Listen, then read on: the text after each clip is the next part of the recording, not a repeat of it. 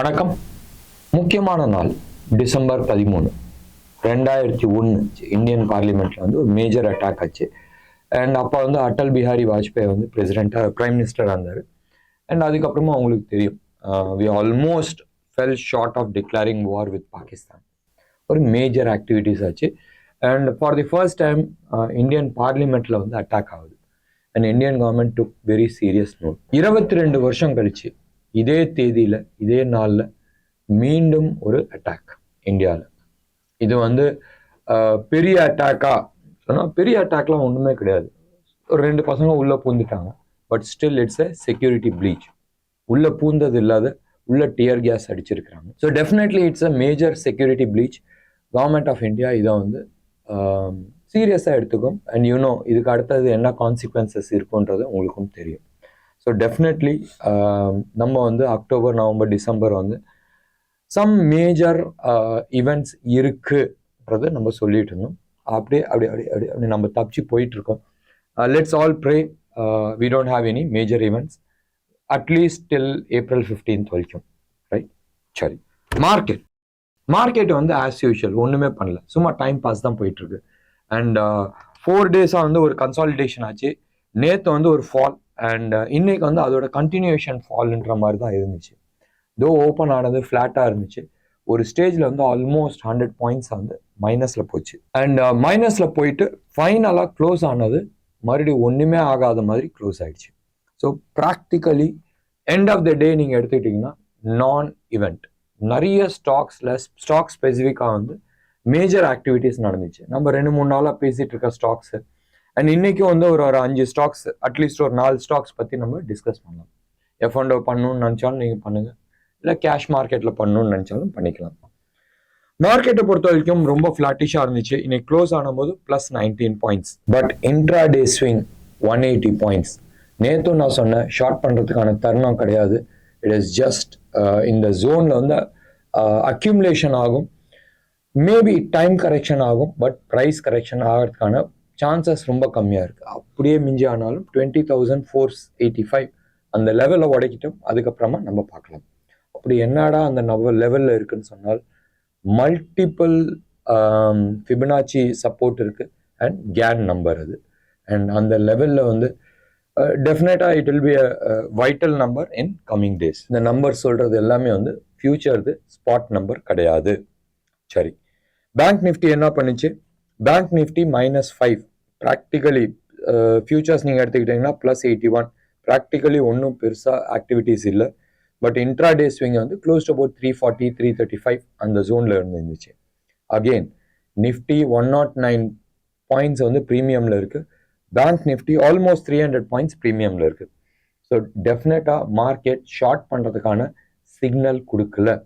அதை வந்து ஸ்டாக் ஸ்பெசிஃபிக்காக வேணால் கொடுத்துருக்கலாம் இல்லையா, பட் ஓவரால் மார்க்கெட்டை வந்து டெஃபினட்டாக வந்து ஷார்ட் பண்ணுறதுக்கான தருணம் கிடையாது. ஸோ இன்றைக்கி வந்து கால் சைட்லேயும் ப்ரீமியம் காலியாக இருக்கும் அண்ட் புட் சைட்லேயும் வந்து ப்ரீமியம் காலியாக இருக்கும். நாளைக்கு வந்து மார்க்கெட் எக்ஸ்பைரிக்கான சின்ன மினி ட்ரையல் ரன்னு வச்சுக்கலாமே. அடுத்த வாரத்துக்கான டேட்டாஸ் எடுத்துக்கிட்டனாலும் ஒன்றும் பெருசாக இல்லை, அதே லெவலில் தான் இருக்குது.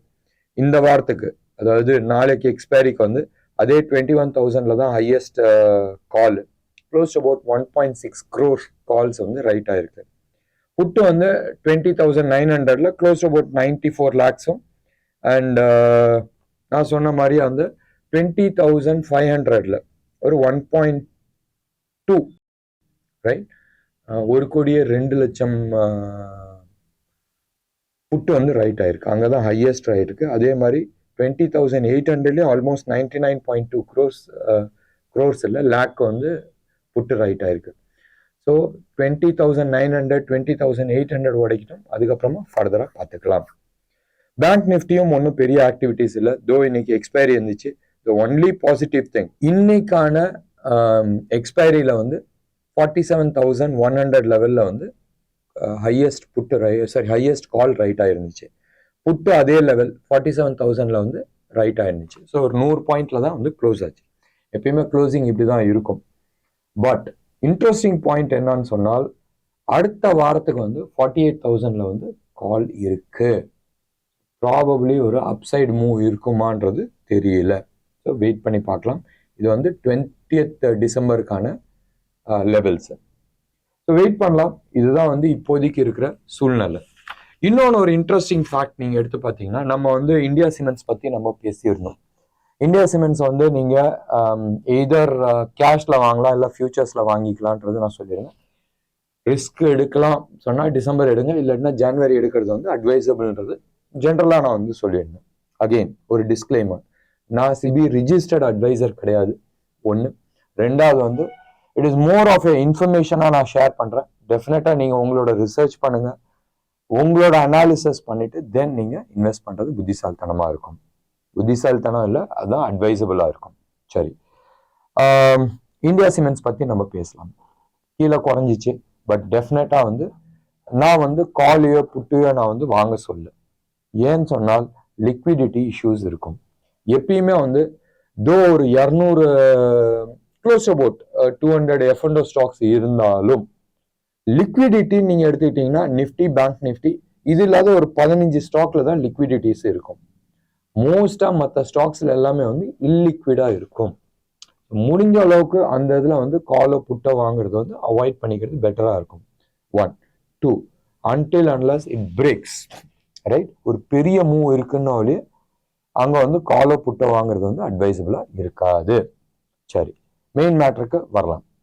ஸ்டாக் ஸ்பெசிஃபிக்கா இந்தியா சிமெண்ட்ஸ் பத்தி நம்ம ஒரு 4 நாளைக்கு முன்னாடி நம்ம சொல்லியிருந்தோம். இன்னைக்கு F&O black, right? So probably ஒரு பெரிய மூவ் வருது. யார் யாரெல்லாம் செல் பண்ணியிருக்கீங்களோ வேணும்னால் நீங்க வந்து கேஷ் மார்க்கெட்ல கவர் பண்ணிக்கலாம். ஃபியூச்சர்ஸ்ல நீங்க பண்ண முடியாது, பேன் பீரியட்ல இருக்கு. ஸோ கேஷ் மார்க்கெட்ல நீங்க கவர் பண்ணிக்கலாம். இது ஒன்று. ரெண்டாவது, இன்னைக்கு நீங்க எடுத்து பார்த்தீங்கன்னா HCL டெக்னாலஜியும் மாருதிலையும் ஹெவி டெலிவரிஸ் இருக்கு. டெலிவரினா வீட்டுக்கு வாங்கிட்டு போறாங்க. ஸோ டெஃபினெட்லி ஒரு மூவ் அதுலேயும் காட்டுது. மாருதி ஏற்கனவே நான் சொல்லியிருக்கிறேன், அரௌண்ட் 13,000 வரைக்கும் டார்கெட் இருக்கு. And it will take time. நான் மாருதிக்கு வந்து 13,000 வரைக்கும் டார்கெட் சொல்லியிருக்கிறேன். Definitely it will take time.